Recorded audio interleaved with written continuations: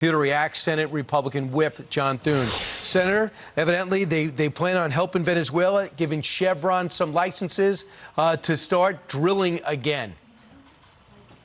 Yeah, amazing, Brian. Why can't they give licenses to companies in this country so we can start producing American energy? I mean, that's the whole essence of what this issue is about. The fact that this administration, when they took office, started an attack on American energy production.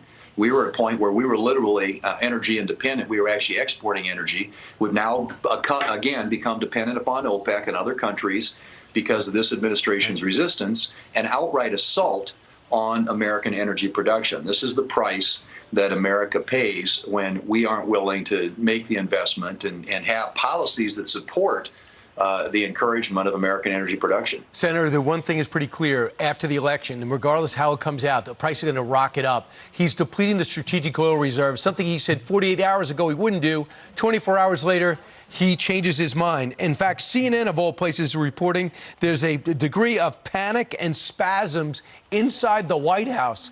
Is he going to be allowed to circumvent or deal with a communist country, a brutal dictator like Maduro, and upend U.S. foreign policy because he's concerned about his election fortunes? Well, I think these guys, Brian, they will sacrifice our economic security, our energy security, our national security to get a political win in November. I think they're that desperate. And that's what I think you're seeing in full display right now. In fact, pulling down the Strategic Petroleum Reserve to the lowest level literally since 1984, a reserve that's there for emergencies, and using it for a political purpose is outrageous.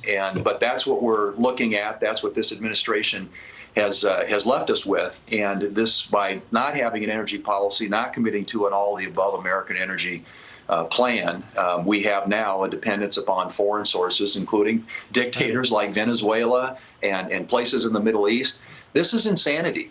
And I hope the American people rise up and say enough already, because they're putting not only our energy security at risk, our national security at risk. Oh, wait a second. If you don't like Venezuela, which will take 2 years just to get 1.5 million barrels a day, we're going to have to put U.S. companies in there. They're also going to be going into the Perla offshore gas field and start getting natural gas when we're the Saudi Arabia of natural gas, which is sinful.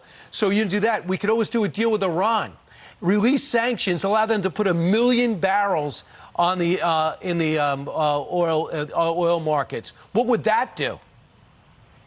Well, I mean, I think any of these proposed solutions that they're talking about are just the wrong-headed ones, and it makes America more dependent and more reliant and more hostage to these foreign countries. I mean, honestly, like you said, we have abundant resources here in this country. They took federal lands out of production. They won't issue permits to drill. They've shut down infrastructure projects. They're pressuring companies not to invest in oil and gas. That's the result of these policies, and the American people are paying the price. And people should understand that if we go green the way they're going to go, there's no country who's able to pull any of this off. And every solar panel you get from China is made by Muslim Uyghur slave labor. And John Kerry and company could care less about slave labor, and we should keep that in mind. And the rare earth in China. So we're going to circumvent our security and energy to China. That's the Biden policy. That's what you're voting for in 5 weeks. Senator, thanks so much. Great to be with you. Thanks, Brian.